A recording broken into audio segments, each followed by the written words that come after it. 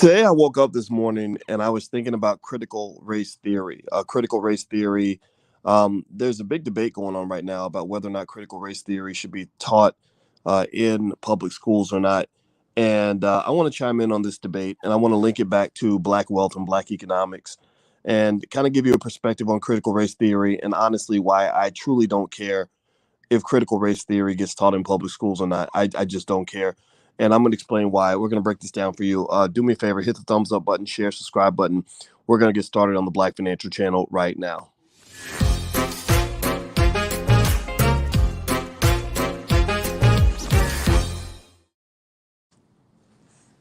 Hey, what's going on, guys? Welcome to the Black Financial Channel. That's theblackfinancialchannel.com. My name is Dr. Boyce Watkins, and I'm your friendly neighborhood finance professor on the Black Financial Channel. We talk about Black economics, Black wealth, and the wealth building, family, and all the things that will make the Black community strong. We do that as much as 10 times a day. The only condition that I ask is not that you be Black. You don't have to be Black to be here. We don't hate anybody. But I ask you to be B1. B1 means we are Black first. B1 means that we put ourselves at the top of the priority list. We stop serving white folks first and then serving ourselves. You don't have to hate white people to say, I love myself. B1 also means that we understand we must be one to be successful. And B1 also means that we believe that within the next 50 years, children of the B1 community, your children, my children, our grandchildren are going to be ranked number one in the world when it comes to economics, wealth, ownership, and economic power. If you agree with this philosophy, if you are on board with this ideology, please put a hashtag B and the number one in the chat, hashtag B1. I just need you to put yourselves first and stop serving everybody else. It's really important. So here's what I want to try to talk about for a minute is critical race theory. And so Terry Cobb and Ashley and Tiff Walker and Jacqueline George and Jordan Crawford, I see you and I love you and I appreciate you. I've seen a big debate going on with critical race theory. How many of you, give me a yes or no, give me a yes or no, if you have some familiarity with critical race theory and the conversation around critical race theory. What I'm going to first do, actually, before I even break it down, is I believe you should understand the things you're talking about. And because believe me, I see people on the internet who do tons of videos, and I guess they're desperate for money, but they're usually talking about things they know nothing about because I don't know these people. But I guess that's the game. That's what happens. People speculate and make things up. But I'm going to read to you what critical race theory is. I just did a quick Google search on what critical race theory is, and I have my idea of it. I know that a lot of it originated with great people like Derek Bell and some others.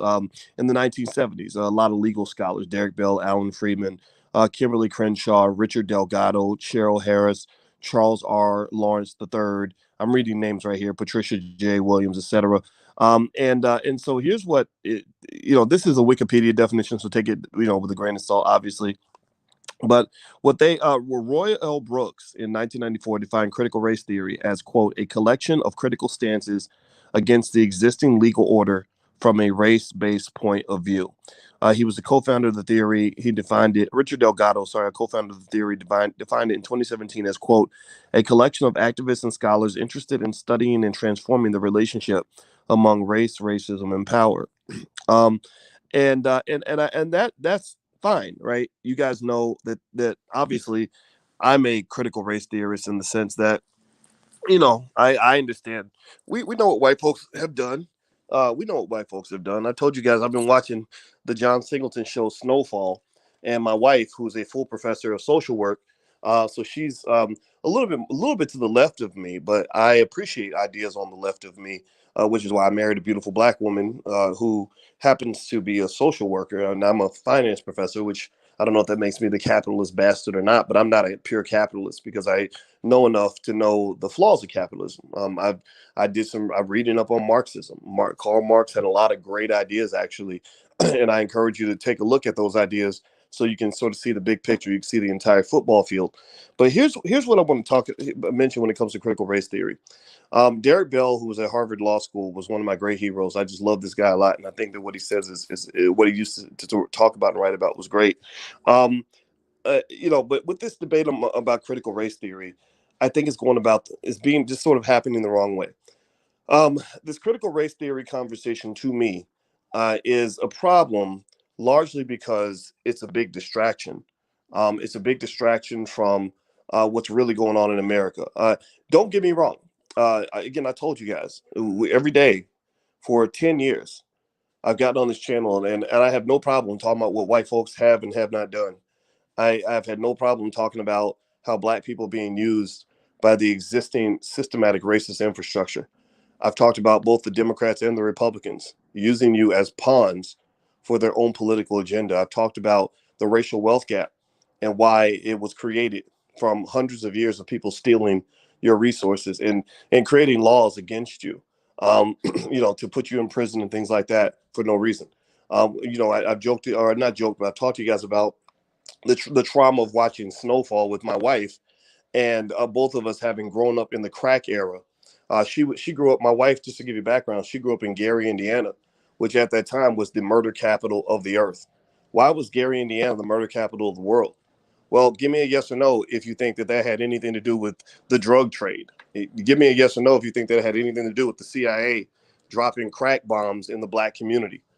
Give me a yes or no if you've seen the results of what the government has done to black people by putting crack in our communities, where a big chunk of people were getting addicted to the crack and abandoning their kids. A big chunk of people were going to prison over the crack and forced to abandon their kids. And then a big chunk of people were being killed over the crack and then also abandoning their kids. So now you have a whole community where a vast majority of the children were abandoned by their parents. Well, that disrupts black families. That disrupts black relationships. Now the women don't trust the men because daddy wasn't there. 76% of the little black girls, they never even had a daddy in the house. They don't even know what it means to wake up near a man every day.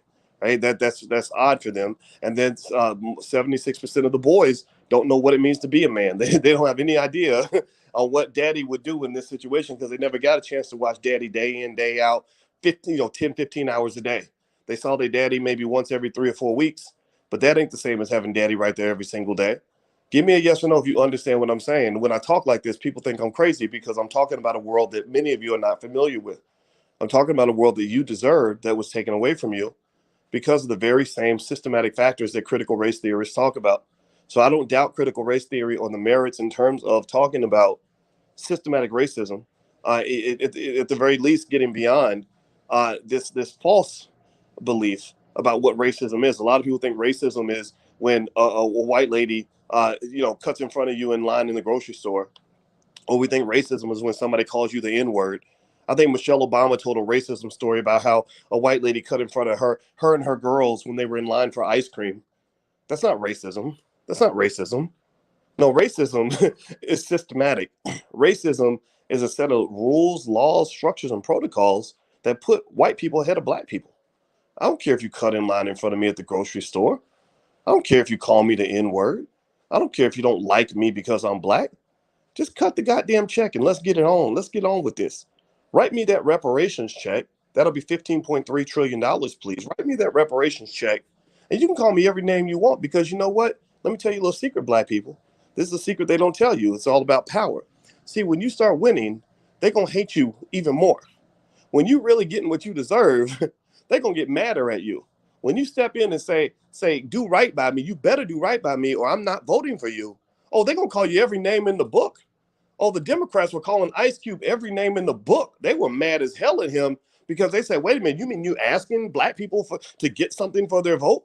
You blankety blank, MFing son of a blobbity blop. You don't think they called him all kinds of names when he was in there demanding what the black community deserves?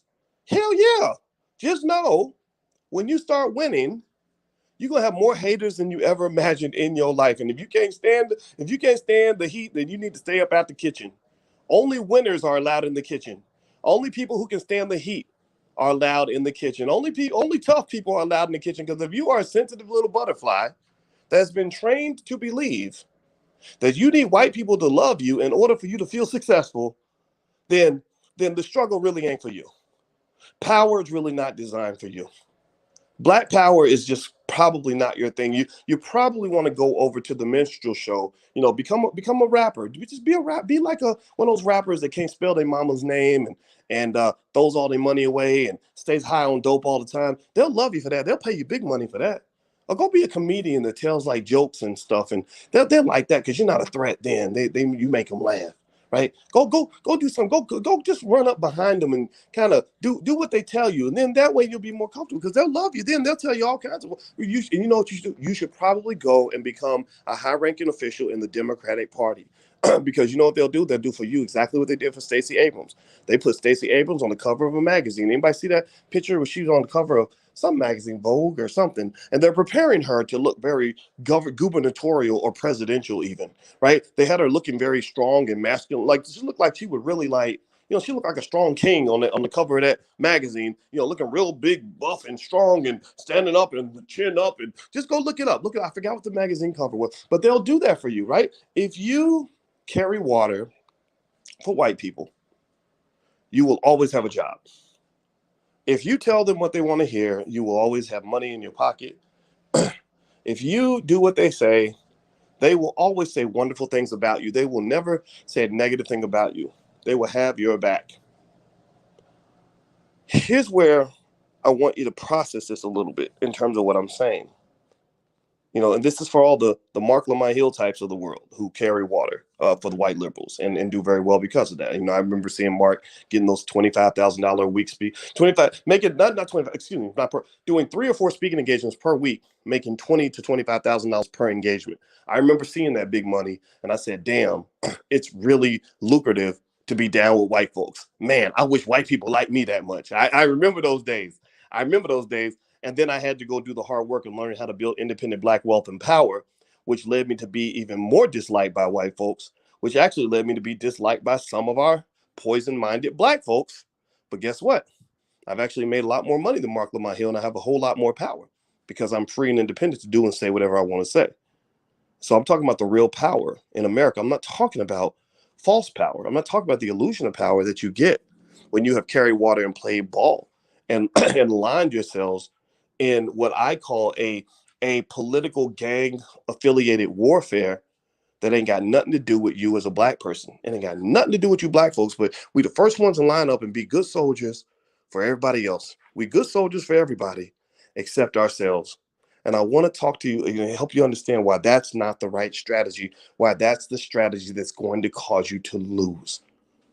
Do me a favor, hit the thumbs up button, hit the thumbs up, share, subscribe button if you haven't done it yet. Please do that. Also, just so you know, in the Black Business School, we have financial workbooks and flashcards for kids. So if you want your kids to learn about wealth, we created flashcards and workbooks by Black educators. So feel free to go take a look at everything we've got in place if that'll help you and your family. We believe Black people should educate their own children, which actually leads to my next point. So the reason I don't care if critical race theory is taught in school is because of this. The number one teacher in the lives of my children is not Sally J. Wilson, who came from the suburbs, who doesn't understand their experience or understand their struggle or know what it's like to be a Black man or a Black woman. The number one educator in the lives of my children in my household is Dr. Boyce Watkins and Dr. Alicia Watkins. We are the number one educators of our kids. Now, mind you, I'll admit we have an advantage. We both have PhDs, and these are not fake PhDs. These are not the PhDs you get on the weekends in the 6-week summer program. No, these were PhDs where we required 5 years of continuous hazing and grinding and pain and agony to get through. When I finished my PhD in 2002, I was the only African American on the planet to get a PhD in finance that year. There was no other Black person on the earth that got a PhD in finance that year, and it was traumatic. Believe me. Alicia, when she finished her PhD program, 5 Black students started her program with her in Florida State. 4 of them did not finish. She was the only one who made it through, and she had a baby while she was in her program. So she met Dr. Claude Anderson's wife, and they both actually got their PhDs from Florida State. So shout out to the smart Black women that are out here. Black men that want to be successful, find you a smart Black woman and work with her. She makes an excellent teammate because she's tough. She knows how to fight through things most of the time. Alicia's a very tough woman. But with that being said, we teach our kids. There's no greater teacher of a child than the mother. I talked to a young mother yesterday, and I said, she had 3 sons. I said, look, your son, in order for your sons to be the men that they are meant to be, you are going to have to give them special education. She said, what do you mean by that? I said, special education. I'm not talking about special education you get in school. I'm not talking about the special education where they dump all the Black boys in one classroom and then give them a bunch of drugs so that they'll sit still. I'm not talking about special education where your son ain't going to learn how to read till he's 18 years old. I'm talking about the special education that can only come from a Black mother who loves her child. I'm talking about the special education my mama gave me. When I was a kid, the teachers used to tell my mother, this is those public schools where the whole critical race theory debate is kind of happening right now. So just understand, I'm sticking to the context. I promise you, we're getting to the point here. So in the public school, I remember they would tell my mother, well, Boyce won't sit still. Boyce won't act right. We have to keep putting Boyce in detention because Boyce is misbehaved and Boyce is this and Boyce is that. Boyce ain't as smart as the other kids. They used to tell my mother all these things, and my mother said, no, no, no, no, no. She said, I know my child better than you know my child. And no, you're not going to put my child on anybody's medication ever, because I do not want my child to grow up and become a drug addict. And then my mother said, I don't care what all your fancy charts tell you. I know you say you're an expert. You might be an expert on those children, but you're not an expert on my child. The leading expert on my child is me, because you did not give birth to this human being that's in front of you. You did not spend 100,000 hours talking to this child and understanding how this child's brain works. You did not sit with this baby when he was sick. You don't know this child. I'm the expert on the child. So I'm not consulting with you about what my child's potential is. You have to consult with me. Do you follow what I'm saying? Do you follow what I'm saying? You see, if you understand that child better than anybody else, the teacher's not the expert on your child. You're the expert on that child. The teacher shouldn't be the primary educator of that child. You are the primary educator of that child. And so effectively in these public school systems, this place where they're talking about teaching critical race theory and all that stuff, I don't worry about whether they're teaching critical race theory at school with my kids, because we teach them critical race theory at home. They come home and they come back with some nonsense. Well, Christopher Columbus discovered America, and it's Columbus Day. No, that's not true. Let's tell you what really happened. Let me tell you how Africans came to America 1,000 years before white people did. Well, Billy was telling me that all the pronouns are blah blah blah blah blah, and he, them, and they, and should, and blah blah blah. Yeah, that's one perspective, but yes, we do. But we believe in the structured Black family with a mother, one father, and the children, and blah blah blah blah. And let me tell you about the crack era, where the CIA destroyed Black families, and why most of your friends don't have a daddy in the house, right? And come back, George Washington did the blah blah blah blah blah blah blah. Yeah, okay, yeah, I get that. But you do know that George Washington raped more women than Bill Cosby ever could. You do know that, right? But the difference is that they're just seeking to destroy Bill Cosby's legacy, as if he never did anything good for anybody. But George Washington is supposedly their hero, even though he raped slaves and murdered Black people for a living. But okay, sure. So let's go downstairs and we want you to watch the Cosby Show now, because that's how we're going to partially educate you on what a strong, stable family looks like, right? Do you follow what I'm saying? Give me a yes or no if you're following what I'm saying. The education of your children is something that you should be doing every single day. And you need to stop believing that the education of your kids, your most precious commodities, should be in the hands of people who hate them. I don't care what they're teaching at that school. They're probably going to do it wrong. And one of the problems that Black people have is that when you get into these critical race theory conversations, it doesn't become a real conversation about systematic racism. If you want to teach critical race theory, you know how you can teach critical race theory to your kids? I'm going to give you in 10 seconds how you can teach critical race theory to your kids. You want to know the answer? You want to know how you can give your kids the full education on critical race theory? Give me a yes or no if you want me to tell you. I'm going to tell you a little secret. It'll take me 10 seconds to say this. Y'all ready? Okay. If you want to teach critical race theory to your kids, have them go read Black Labor, White Wealth with Dr. Claude Anderson, where he explains all the systems, rules, laws, and protocols put in place in America to make sure that your ass stayed out of the circle of power. Everything he breaks it down to the price of a slave in 1821, and how that differed from the price of a slave in 1779, and how that was impacted by the ebbs and flows of the cotton industry. He breaks all that down.